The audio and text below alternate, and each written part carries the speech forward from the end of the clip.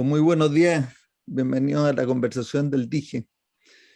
¿Qué tal? ¿Cómo están Javier, Daniel, Gustavo? Buen Hola día, Matías, ¿qué gusto de tal? estar acá. Hola Daniel, hola Gustavo. Hola. ¿Qué ha traído la semana? ¿Alguna inquietud? Yo tengo una. Perfecto. Eh, bueno, pregunto, ¿hay una publicación, algún análisis hecho donde se combine los 5 pasos de enfoque con la publicación de Pie sobre Hombres de Gigantes?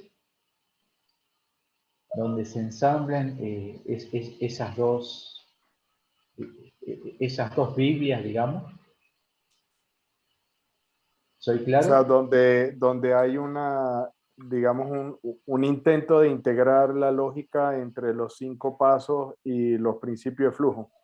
Sí. Pero yo te diría que eso fue como empezaron los 5 pasos, Sí. porque o sea, sobre hombres de gigantes habla de flujo. Uh-huh. De hecho, si uno lee con atención bueno, depende de la edición que uno lea, pero como 19 páginas, lo que destila son lo que Eli llamó los 4 principios del flujo, que en mi opinión, el principal es el segundo.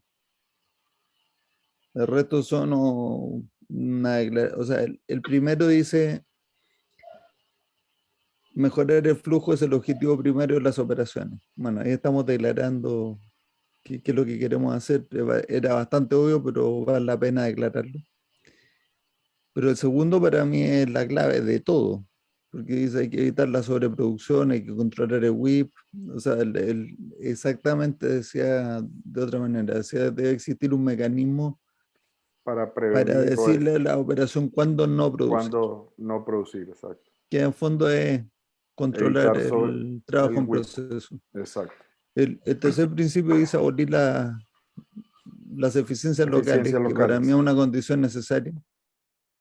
Uh-huh. Una condición necesaria tener en mente. Es como el supuesto de suficiencia en los árboles de estrategia y táctica.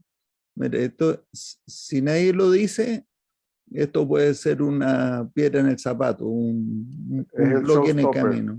¿Ah? Sí. Sí. Que, que, y lo digo con dolor porque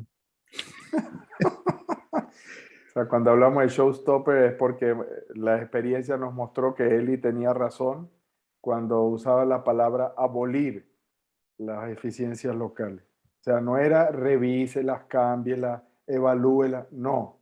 Si las ve, destrúyalas, hágalas desaparecer. porque si no va a pasar Lo anterior no va a viceversa. ocurrir. Exacto. No va a pasar viceversa. Eso. Sí, Que las eficiencias locales lo van a destruir a uno.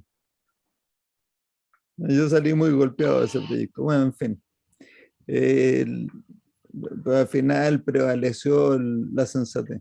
Y el cuarto exacto, principio, la cordura. sí, el cuarto principio es ahí la forma en que está escrito, no me acuerdo exactamente, Es críptica. pero Debe ponerse a funcionar o implementar un mecanismo para balancear el flujo. sí, entonces tú puedes entender eso como tener un sistema de prioridades, por ejemplo. Exacto.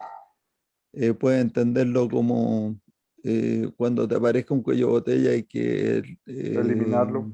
elevarlo lo antes posible. O sea, la palabra eliminar, está bien, eliminar significa eliminar la condición de cuello de La botella, o sea, que condición de tenga más cuello de botella. capacidad. Sí, Perfecto. Estamos sí. totalmente de acuerdo. No es eliminar el recurso, porque el No, recurso es pues necesario. No, no suena muy bien.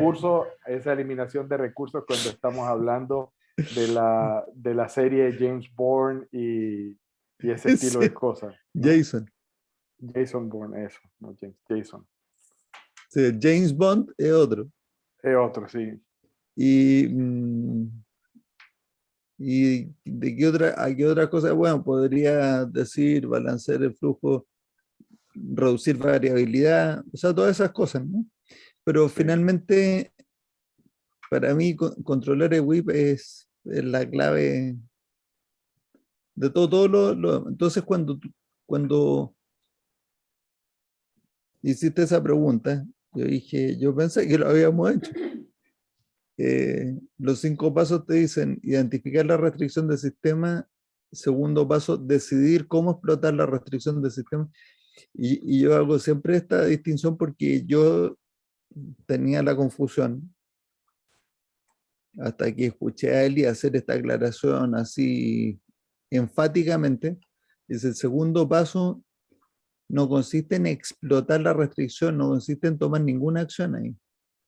Consiste en tomar una decisión. Decisión de cómo explotar la restricción. O las restricciones, como decir.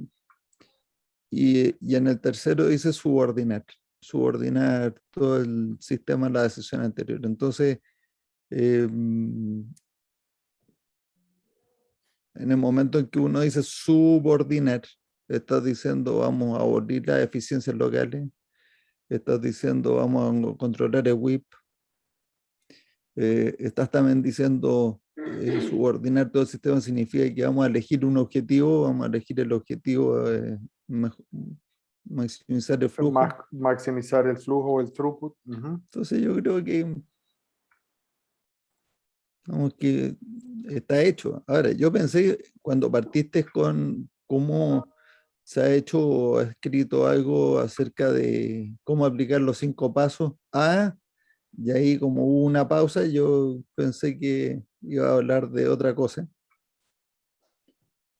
De lo último que dijo Eli acerca de cuál era la restricción última de cada empresa.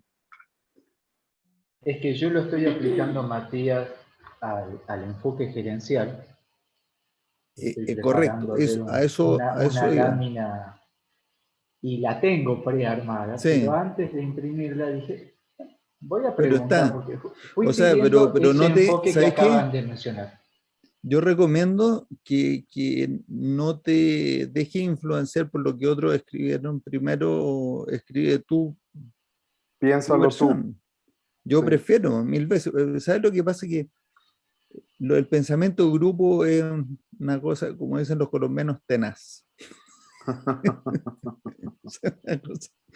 Una Y, berraquera. y en el momento en que alguien dice algo que parece que tiene sentido y el resto hay que decirlo así con todas sus letras, abandona el impulso de pensar. O sea, no sigue usando la cabeza y pensando y dice, no, ya tiene razón. Y entonces se extiende un entendimiento, a veces equivocado, pero que se establece como ya, esto está superado. Te puedo poner un ejemplo dentro de la comunidad de teoría de restricciones. Yo creo que todavía hay algunos que siguen diciéndolo cuando hacen algún taller cuando estamos hablando de cadena de suministro y los inventarios y todo. Entonces, hay dos cosas que yo he escuchado por años y que yo no estoy tan de acuerdo. Una es que vamos a eliminar los pronósticos. A ver, yo estoy de acuerdo con decirlo, porque es un golpe de efecto, porque en la práctica efectivamente abandonamos los pronósticos como la herramienta La guía o el punto de para calcular las referencia. Exacto. reposiciones. Sí, estoy de acuerdo. Ahí, pero siendo súper riguroso en el momento en que tenemos un amortiguador de inventario, tenemos un pronóstico implícito. Entonces, bueno, pero siendo súper, hiper riguroso, lo que uno podría decir es, hemos diseñado un mecanismo para mejorar el pronóstico del inventario. No sé, podríamos decir una cosa así. Pero la segunda, y que ahí yo, y que tiene que ver con esto, con el pronóstico. Eh, Ahí no hay excusa ni nada. Es cuando te dicen que mientras más largo el tiempo de reposición, peor es el pronóstico. Digo, no hay excepción donde esa frase pueda ser verdadera.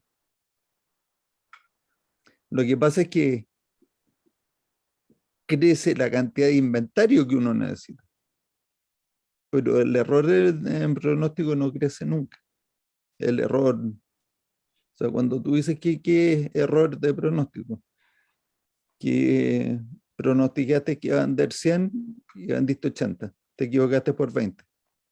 O que iba a vender 100 y pudiste vender 120, te equivocaste por 20, pero hacia abajo. Cuando crece el tiempo, estás agregando. O sea, es que no hay manera de que el error pueda crecer. O sea, eso que dice Matías es cuando empiezas a considerar el área bajo la curva, ¿sí? Porque tienes todo el tiempo, Exactamente. entonces, el agregado. Pero si La tú agarras y agregación sí, estadística siempre reduce el error porcentual, el error. siempre. O sea, no hay manera de que uno pueda aumentar error cuando aumenta la agregación. Sí, y yo creo que el error en interpretación es cuando Eli hablaba de retail, por ejemplo, porque esa discusión la tuvimos mucho.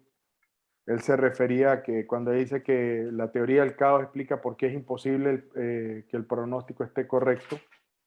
Y él decía, mientras más allá tratas de pronosticar, peor es la calidad del pronóstico. Pero se refería no a la curva, sino cuánto es el agregado, sino decía, si tú tratas de predecir un evento, la probabilidad de un evento en una tienda, un SKU que se va a vender, eso es imposible pronosticar. Pero hasta ahí llega la definición. Ahora, cuando quiero hacer pronóstico, tú no estás tratando de pronosticar la venta de un SKU en una tienda dentro de 6 meses. Tú estás tratando de ver en agregado cuánto voy a vender, cuánto necesito. Por lo tanto, tienes que considerar lo que dice Matías, el área bajo la curva. O sea, tienes que empezar a andar en principios de agregación. Y ahí lo que Matías dice es absolutamente correcto, la ley de los grandes números. O sea, cuando empiezo a tener un periodo de tiempo mucho más largo, agrego un volumen mucho más largo, por lo tanto, el error es menor.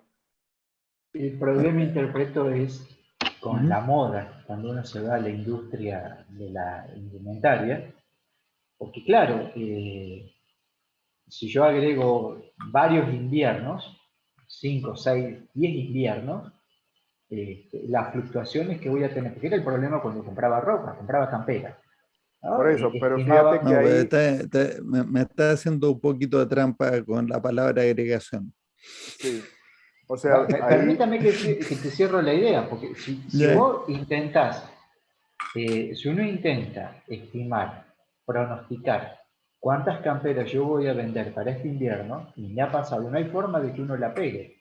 Pero si uno saca el promedio de cuántas camperas se venden en los últimos o en los siguientes 5 inviernos, o en los siguientes 10 inviernos, entonces, como tú dices, por efecto de agregación, la estimación es bastante buena. El problema es que Siempre y pasa de cuando, moda, pero siempre y pasa de cuando no moda. pase de moda. Claro, ese es el problema. No, está bien. asumiendo que la tasa de rotación o el atractivo que tiene el producto en el mercado es Ahora, más o menos estable yo, en el ciclo de vida del producto. ¿Claro?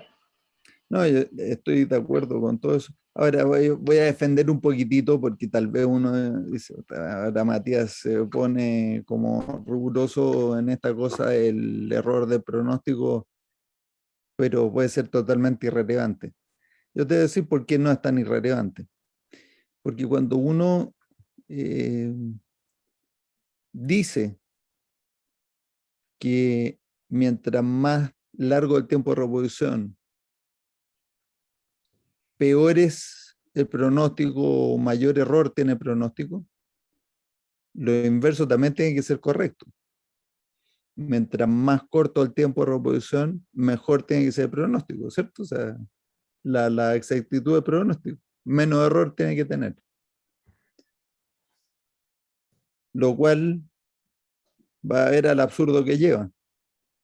pero lleva a un absurdo que yo he visto es gente insistir y porfiar en tomar acciones que a mí me parecen absurdas. Gente que yo no solamente respeto, sino que quiero mucho también. Y se están recuperando ahora de operación. No, ya hay más pistas, ¿no? Bueno, entonces, con ese razonamiento, tú vas a una fábrica y el tiempo de reposición de la bodega de planta, ¿cuál es? El tiempo de producción, ¿cierto? El tiempo de producción va a depender muchísimo, el ítem de producción va a depender muchísimo de los lotes que uno vaya soltando adentro. Entonces, si uno programa una vez al mes, estás haciendo lotes de producción de un mes, así en grueso, ¿no? Ujú. Y ahí tienes un tiempo largo.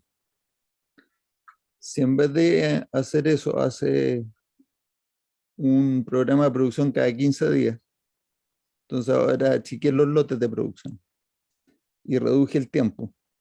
Entonces, si es verdad lo que yo digo, le metí más error al pronóstico. Y yo creo que es verdad que le metí más error al pronóstico. Pero lo que pasa es que el efecto de reducir de un mes a 2 semanas el tiempo de reposición es reducir matemáticamente uno de los factores que es a la mitad el inventario que necesito. Pero por el efecto de meterle más error al pronóstico, en realidad uno no reduce a la mitad, lo reduce Exacto. a un poquito más de la mitad. Pero redujiste el inventario, Un chorro, exacto. que es un montón. Cuando uno reduce el inventario, estás removiendo limitaciones.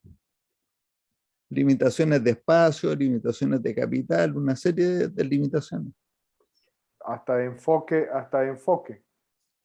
Si De las reduces de personas. 2 semanas a una semana, yo creo que el efecto todavía es positivo. Es notorio, sí, se gana. Si reduces de una semana a diario, yo creo que el beneficio ahora ya no es compensado con el desastre que te produce allá adentro, porque además de que el error en tu pronóstico creció, la cantidad de setups que tienes que hacer dentro de la Exacto. planta te come la capacidad. Déjame Fíjate que lo que... introducir un detallito ahí de rigurosidad. Por Cuando favor. estamos hablando de error, estamos hablando y hablamos de dispersión o hablamos de variabilidad, si uno no le pone apellido a eso, puede inducir a un error, ¿no? Entonces, ¿qué quiere decir? Que cuando aumento el tiempo o el número de tiendas en el caso de distribución, el error absoluto o la dispersión aumenta. Lo que pasa es que en términos relativos disminuye, porque lo que está variando y disminuyendo es el coeficiente de variación proporcional.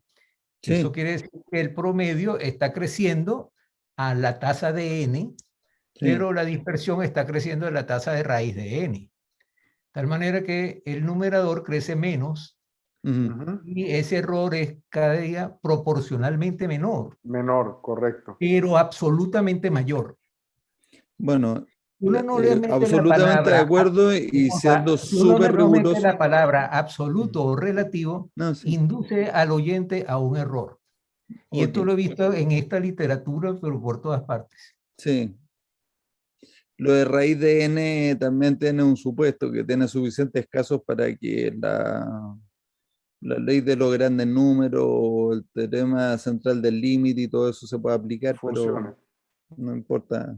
Pero La gran digamos que cosa, lo que pasa es cuando... muchísimo, que para todos los elementos de la cola no aplica esas cosas No, tampoco. o sea, al final, por eso la regla así de a ojo de buen cubero que dice que necesitas por lo menos 30 eventos para poder tener suficiente números y poder demostrar la tendencia a la media independientemente de la distribución de probabilidad que tenga. Entonces, pero y si no los tiene, Javier, si no lo los que tiene, prima es el servicio, porque esto sí, tiene un criterio comercial más que matemático. estoy de acuerdo. Si al final es una regla de optimización asegurando primero el objetivo global de la cadena.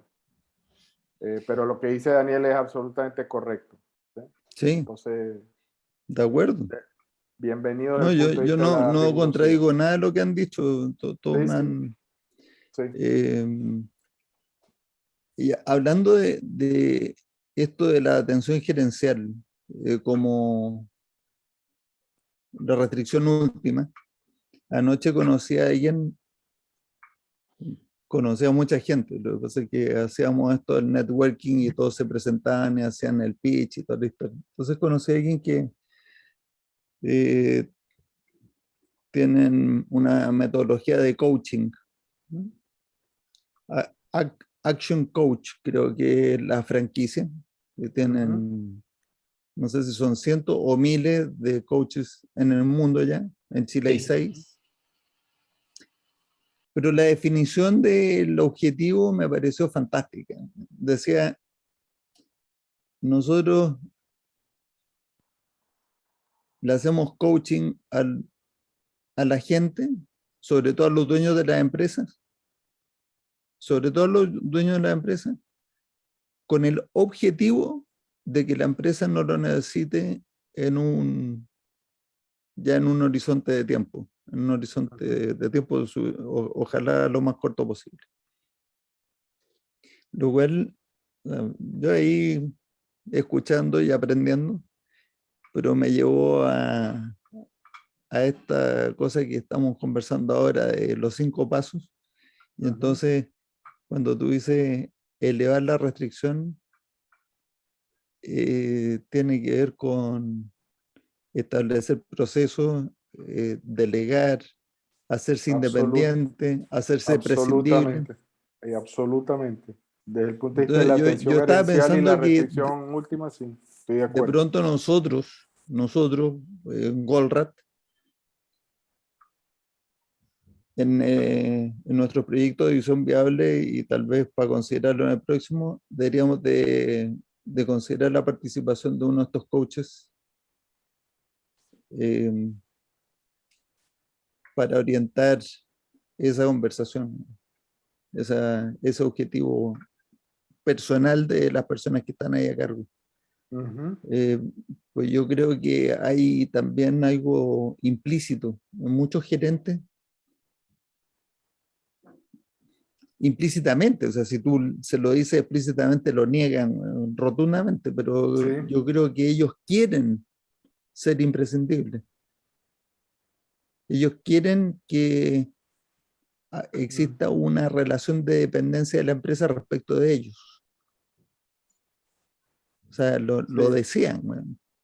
O sea, yo creo que no estoy seguro si es consciente, pero claramente cuando estás hablando de personas que tienen ambiciones personales de desarrollo profesional, que es muy bueno, para llegar e ir escalando puestos dentro de la organización, sin duda alguna hay un deseo inherente de sobresalir y ser reconocido y considerarse imprescindible para la empresa o considerarse valioso para la empresa. Entonces, eso inmediatamente los pone en un dilema, ¿sí? ¿Por qué? Porque para yo ser reconocido como buen gerente, tengo que demostrar que soy el chacho, el que la sabe todo, el que resuelve todo, pero por otra parte, para crecer en la organización y para demostrar que aún tengo más valor, tengo que ser prescindible, es decir, tengo que demostrar que soy capaz de desarrollar gente y que me puede sustituir. Entonces, esa es para mí la espada de Damocles, que por un lado tienes que ser imprescindible y por otro lado tienes que demostrar que no lo eres. Entonces, what the fuck do I do? O tener la capacidad de desarrollar el equipo para que uno se haga. Sí, a eso me En todo refiero. caso, el tiempo, como dice, no sé si esta cuestión es un chiste de Lelutier, el tiempo es el mejor de los maestros, el problema es que mata a todo el mundo, a todos Mata a todo sus el mundo alumnos. exacto. Todos los alumnos mueren. Y la realidad es esa, o sea, Sí. uno Yo no está ahí lo que he eternamente. visto, ¿No? lo que he visto en relación a eso es que el cambio de cultura, sobre todo a nivel del proceso gerencial, el cambio de fase es muy lento. Es como cuando uno Sí, le empieza a meter energía y dice, bueno, ahora el agua llegó a 99 grados, ahora se va a evaporar y uno le sigue poniendo energía.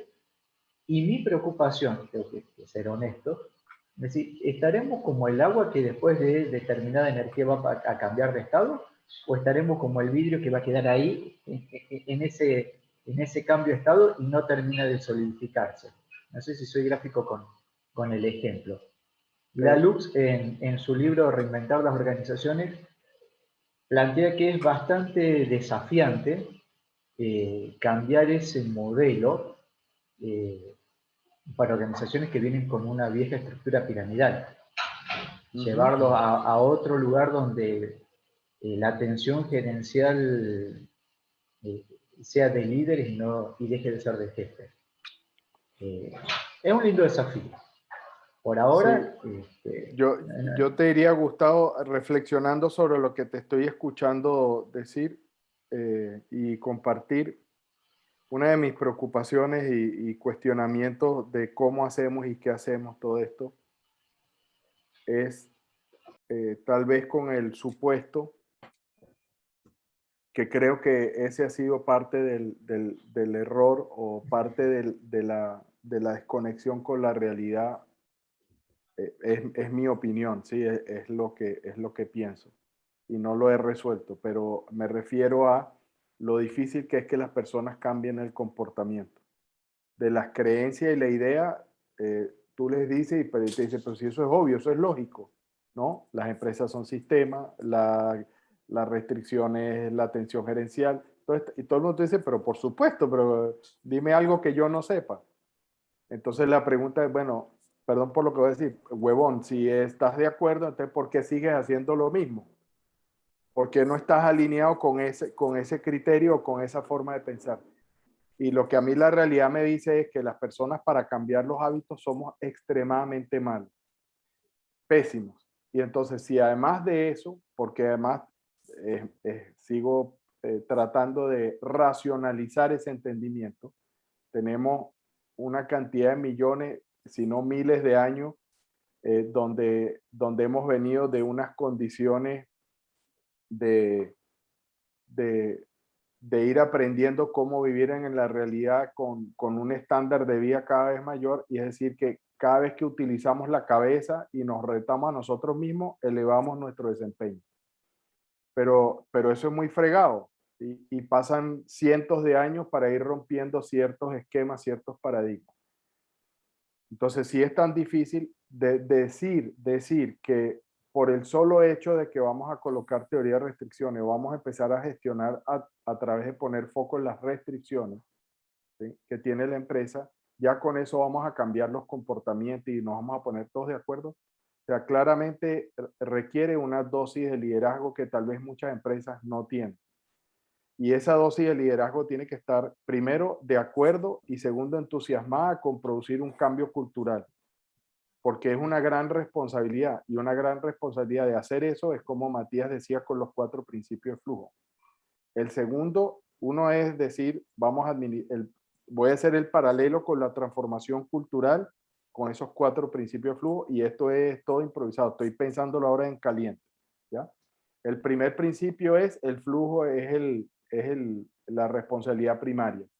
Entonces, es como decir, el desarrollo, el crecimiento cultural, organizacional, es la responsabilidad primaria del gerente general o del dueño de la empresa o el fundador de la empresa.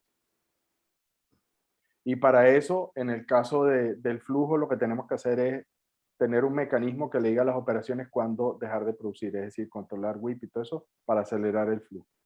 Y en este caso, lo que yo... ¿Cómo se llama? Te dale complemento ahí lo que decía Steve Jobs, ¿cierto? O sea, ajá. Estoy tan orgulloso de las 1000 ideas que no desarrollé como de las que sí, de la una que sí desarrollan. De la que sí, y aún más de las que maté que la que terminé desarrollando. Entonces, Quiere decir que si efectivamente la transformación cultural, es decir, el desarrollo de la organización, es el objetivo primario, tengo que escoger y colocar un mecanismo que me impida desperdiciar tiempo en cualquier cosa que no esté elevando el desarrollo de la organización. Perdón por el pésimo español, pero estoy haciendo el paralelo lo mejor que se me ocurre. Y para mí ese mecanismo se llama tener una estructura, tener un proceso donde, donde abiertamente las personas están envueltas en un proceso de desarrollo personal dentro de la organización. Es decir, que la organización tiene un mecanismo deliberado a propósito para cuestionar los paradigmas de cada uno y de la misma organización. Porque para mí al final ese es el desarrollo, es que yo constantemente estoy examinando lo que pienso versus la realidad. Lo que decía Eli, ver las contradicciones. O sea, tenemos un mecanismo para identificar las contradicciones que yo tengo en mi cabeza y las voy eliminando. Y tengo un mecanismo como complemento que me haga practicar el nuevo paradigma. Porque si es tan difícil cambiar el comportamiento más que las creencias las cambio volando, pues digo, ya es sentido común, ya entendí. Ahora, ¿qué voy a hacer para que en el día a día vaya a cambiar? Entonces, y esto estamos hablando de gestión del cambio, lo que estamos tratando de hacer nosotros. Y sabemos que para que una empresa cambie, tenemos que enseñarle a programar y a planear la producción de una manera diferente. ¿Cuál es el cambio físico que los obliga a hacer algo distinto? Le decimos, no, ponga one bit, no, ate la cuerda, haga esto, ponga los sistemas de colores. O sea, estamos haciendo los que haya en la realidad algo que les esté entrando por los ojos, por los oídos y tener que comportarse de manera diferente. ¿Ya? Y eso hace que el abolir las eficiencias locales, eso yo lo traduzco a abolir los paradigmas inoperantes, que lo único que están haciendo es bloqueándonos para el desarrollo de cada persona y de la organización. Me Y estaba hay dos acordando, cositas no, que perdón, podría agregar. Por favor, Sí, que esto es cuando dijiste- construcción en conjunto. Esto me hicieron hablar de las cosas que me tienen atormentado en las noches y está saliendo algo que me está gustando. Gracias, Gustavo, por traer a Lelú ahí o a Lelú con ese tema de las organizaciones que me hizo pensar. Bueno, ahí le doy la palabra a Daniel muy cortito. Lo que disparó estos comentarios, tremendo. Yo vine con una expectativa y me reventó la cabeza esto que me han dicho. Así que después les voy a compartir el borrador que armé. Por favor. Porque ya, gracias a Dios que se los planteé y que no lo hice imprimir porque muy interesante lo que está surgiendo. Perdón, Daniel. ¿Será que eso que escribiste, perdón, Daniel, será que eso que escribiste lo podemos trabajar a 8 manos y terminar de pulirlo? Es que eso y lo voy a hacer, se los voy a publicamos compartir. ahí con Brian en el blog, con el blog de nosotros, lo lanzamos en LinkedIn, o sea, no, te pero Se los voy a propongo eso. compartir. una cosa a la vez, pues Gustavo me debe la segunda parte de otro artículo. Ya lo tengo, ya está en proceso. Ok, listo. Está en deuda, Whip, Gustavo. ahí tiene Whip.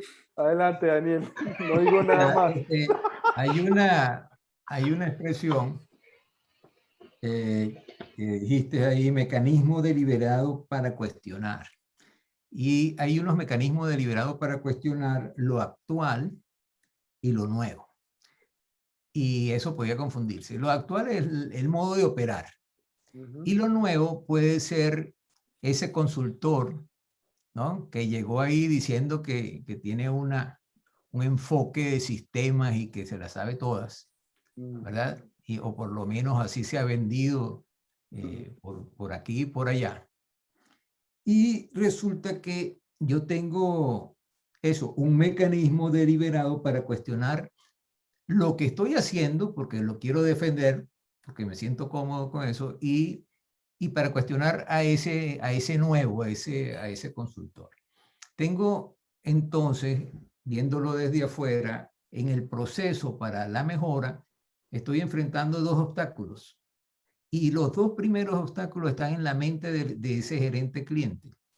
El primero es, del que ya se habló, es el posicionamiento que yo tengo en la empresa. Yo estoy aquí y soy el gerente porque soy el que se las sabe todas, porque tengo más experiencia que todo el mundo y no quiero que nadie venga a demostrarme como cosa muy lógica que estoy cometiendo un error, ¿no? Porque eso actúa contra mi imagen y mi posición como gerente, porque esas dos cosas están casadas. O sea, soy gerente porque tengo esa imagen, porque tengo esa fortaleza.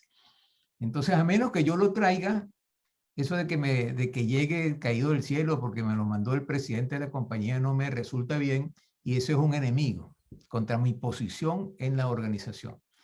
Si lograra superar ese obstáculo, entonces viene el otro obstáculo, que son los paradigmas que maneja la gente, ¿no? Los paradigmas que nunca ataca la universidad. O sea, la universidad nunca va a atacar el paradigma de que si empiezas primero, terminas primero. Eso está ahí y eso lo tiene uno de toda la vida porque es tan lógico que nadie se ha ocupado de cuestionarlo, sino la teoría de sistemas y teoría y TOC.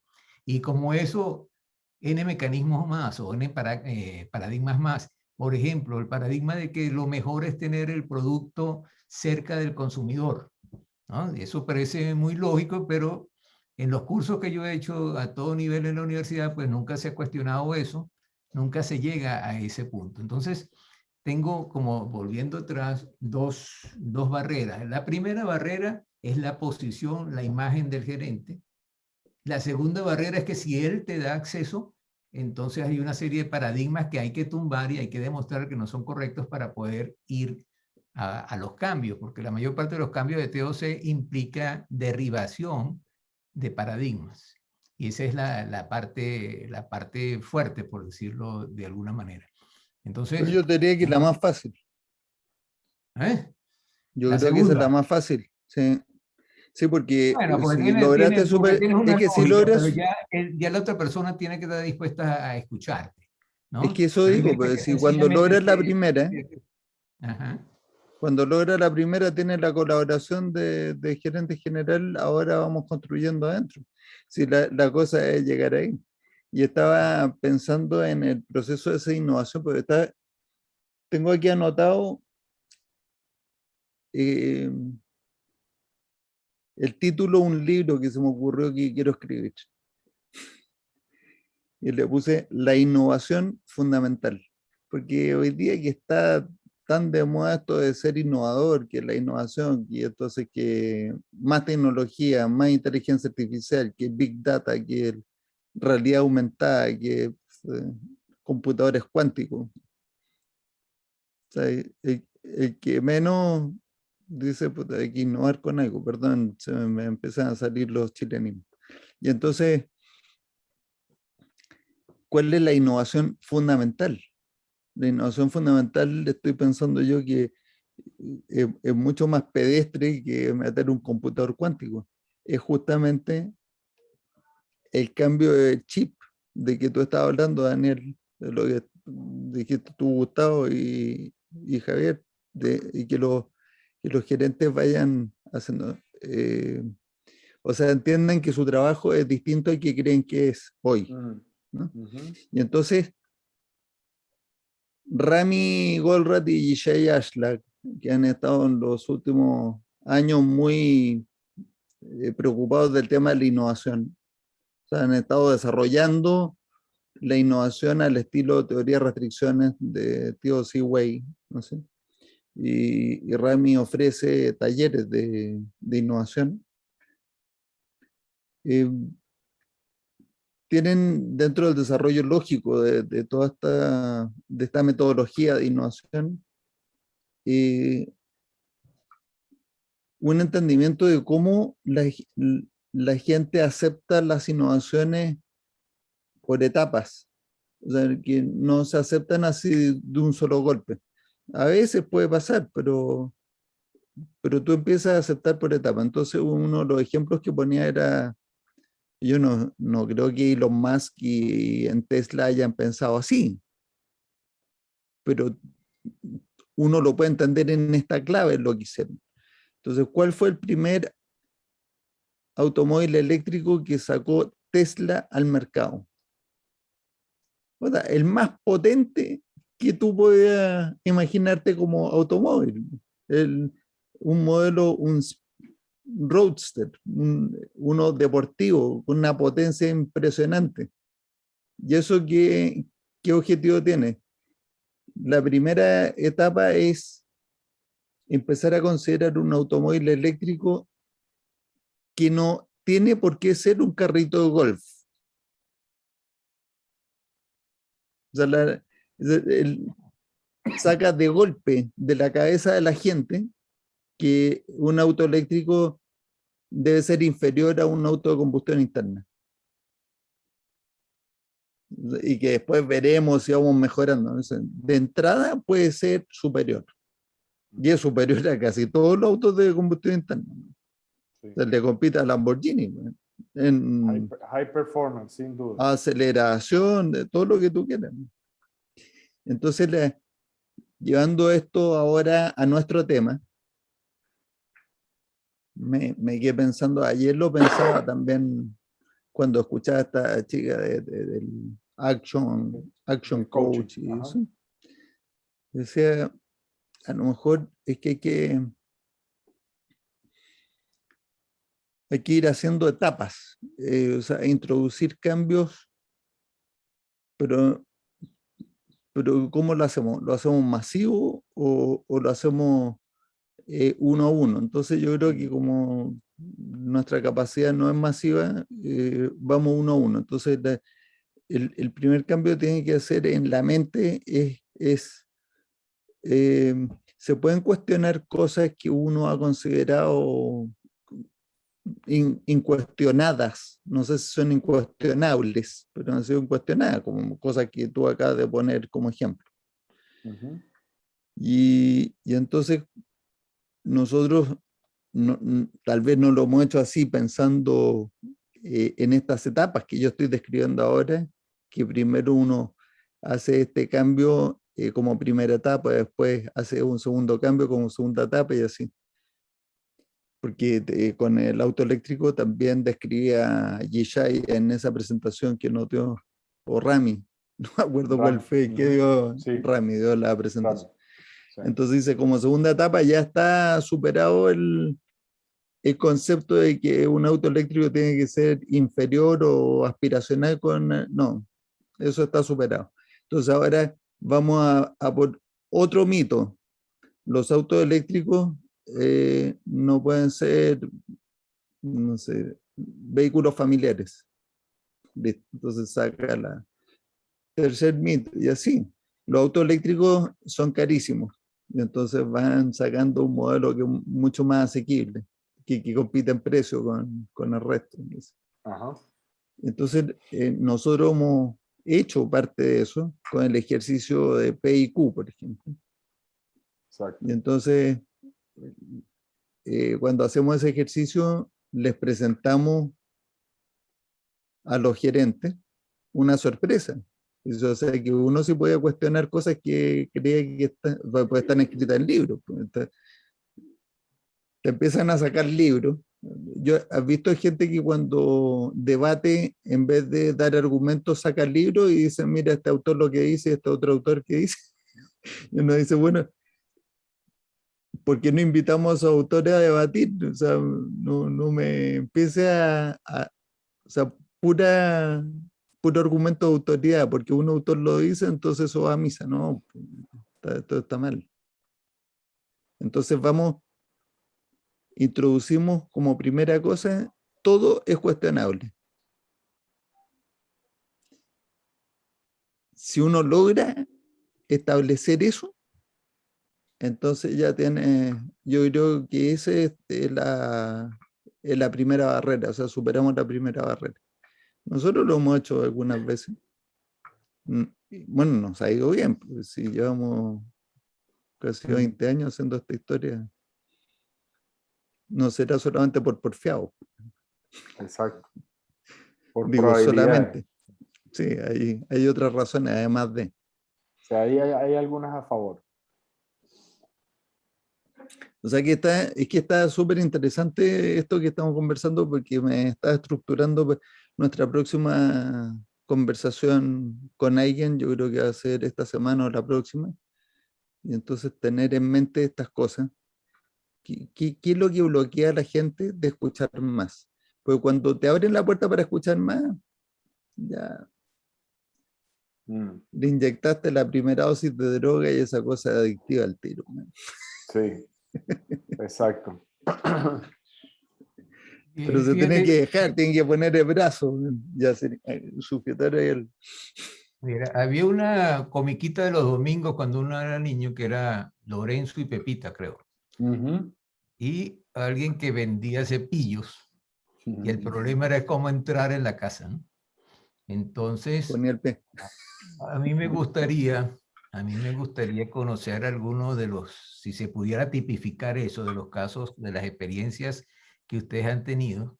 Es decir, mira, nos conseguimos con unos gerentes que son así, para esa primera barrera, ¿no? Porque después de que tú estás adentro, ya estás adentro vendiendo cepillo y puedes vender el cepillo, pero el asunto es cómo lograr entrar, ¿no? Cómo lograr superar esa primera barrera.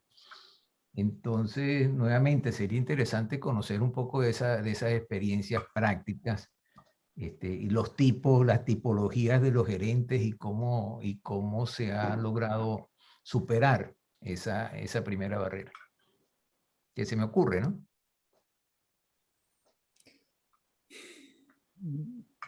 Ya, ok. No sé si podemos...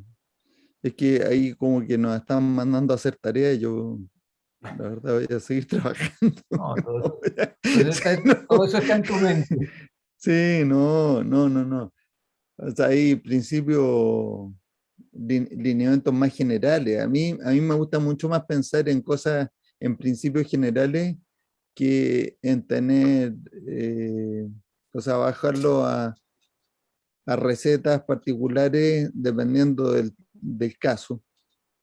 Prefiero tener principios generales porque es que, además de que no todo el mundo cae en una sola clasificación, sino que Bien. siempre es una mezcla de una cosa y otra. Son varias aristas, exacto. Excelente, pero me parece bien eso de los principios generales, ¿sí? Sería interesante ver esos principios generales. Porque Pero estaba mirando, sí, pues sí, ahora, entonces hablando de eso, yo creo que hay tantas cosas que hemos leído y conversado con Javier a lo largo de los años y ahora en estas conversaciones también con ustedes y todo. Eh, pero este Chris Voss, el que fue negociador con terroristas del FBI, dice cosas que tienen mucho sentido. Entonces Sí. tú dices, bueno, este tipo de gente uno puede... a lo mejor está llamando a alguien que yo tengo que contestar, no sé. Ya. Pequeño detalle. De todas formas, ya estamos Pero cerrando, ya, así que es Sí, que ya no nos sí, falta mucho. es cierto, es cierto. para mí ha sido sumamente rico. No Bueno, sé, Daniel, vamos cómo... a hacer una cosa. Yo quedo pendiente, Gustavo, de que primero mande el artículo que me debe y después entonces miramos El segundo. no, eso que estaba escribiendo, fantástico. Y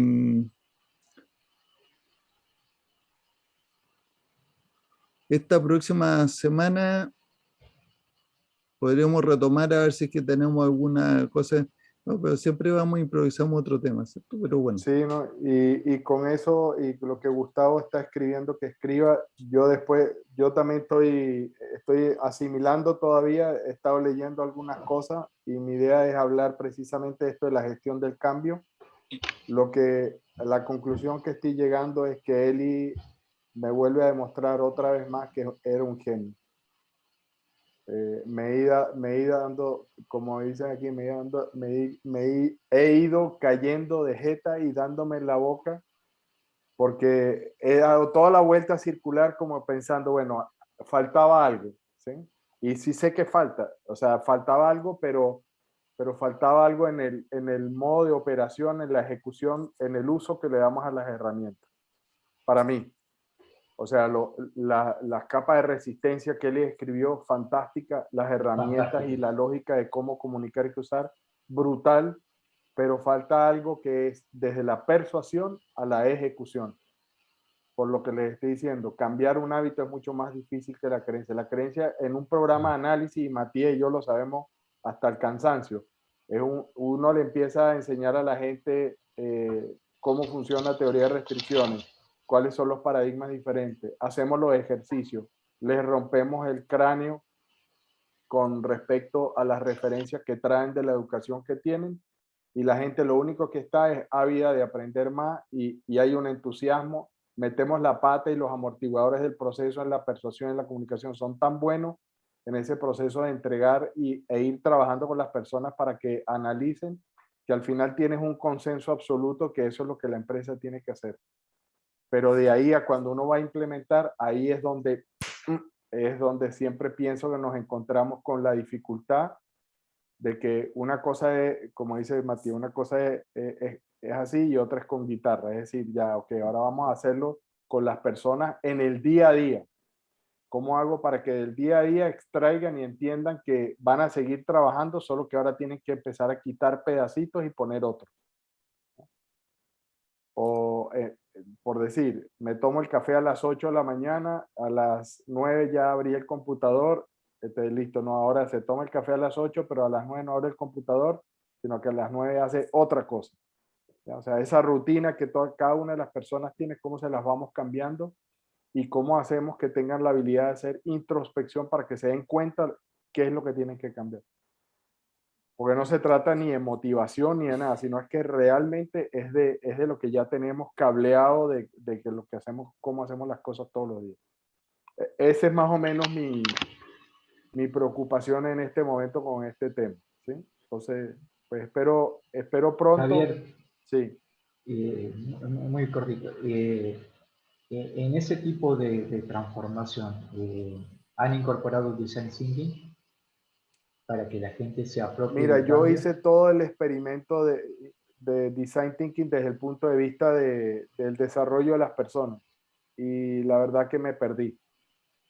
Me pareció que se queda en algo demasiado etéreo y le falta punch concreto. Cuando hablamos de paradigma y hacer una nube, por ejemplo, y tener que escribir el supuesto, hasta que el supuesto te salte en la cabeza y dice, esto es lo que me está deteniendo y simplemente tengo que empezar a actuar diferente. Cuando uno se da cuenta de ese tipo de cosas, eso es duro. Eso es duro. Te voy a dar mi opinión y tal vez porque es un proceso mal hecho, pero a veces Design Thinking me parece que es andar en la floritura. Es todo expansivo y es todo bueno y es como pensar en... Bueno, Lo voy a decir y me voy a design, arrepentir. Sí, pero no, pero es que cuando uno habla de design thinking, depende de con quién hables, pues. Porque es como todas las cosas, depende de la definición, es lo que uno entiende, y entonces si dos personas sí, distintos por design sí, thinking, y porque ahí está el design thinking de Stanford, está el design sí. thinking del MIT, está el design Está el thinking de la de Sloan. Fundación Wadhwani, Sí, está el design, entonces podemos tener el design thinking de TOC. Después de design thinking son 5 pasos. sí, de acuerdo, de acuerdo. Pero digamos Entonces, que que visto desde definir el problema, idear, prototipar, sí. testear, refinar. O sea, Eh, sí, lo hacemos, pero no le ponemos ese nombre. o sea, para mí Gustavo, y nuevamente es por tal vez mi incompetencia de haber dedicado más tiempo al tema. Te voy a decir lo que dije que me puedo arrepentir, ¿ya? Pero lo voy a decir. Para mí, cuando a mí me nombran Design Thinking, lo primero que pienso es en la lógica hippie, paz y amor. ¿Ya? Ya te describo ahora mi reacción. ¿Por qué digo eso? ¿Y por qué digo que es expansivo? Porque es un proceso para estimular creatividad, pero no converge no termina de converger a la realidad nunca. O sea, inclusive cuando eres capaz de escoger a qué te vas a dedicar y ahora cómo lo llevo a la práctica. Para mí lo difícil no es tener Este ideas tema creativas. es tan bueno, este tema, Sí. que yo creo que lo tenemos que dejar para otro jueves. Listo. Así Perfecto. Anótelo esta para que no se semana- nos olvide, porque después tú y yo nos encontramos y decimos, bueno, ¿y ahora de qué vamos a hablar? Bueno, Sí. tenemos como 3 temas que están todos anotados. no ¿Sí? hay problema. Listo. Bueno, les deseo una excelente semana y nos vemos Un el gran próximo abrazo. Me jueves. encantó el encuentro. Gracias, abrazos. Adiós. Gracias, hasta luego. Un Chao, abrazo, chao, chao, adiós. Daniel.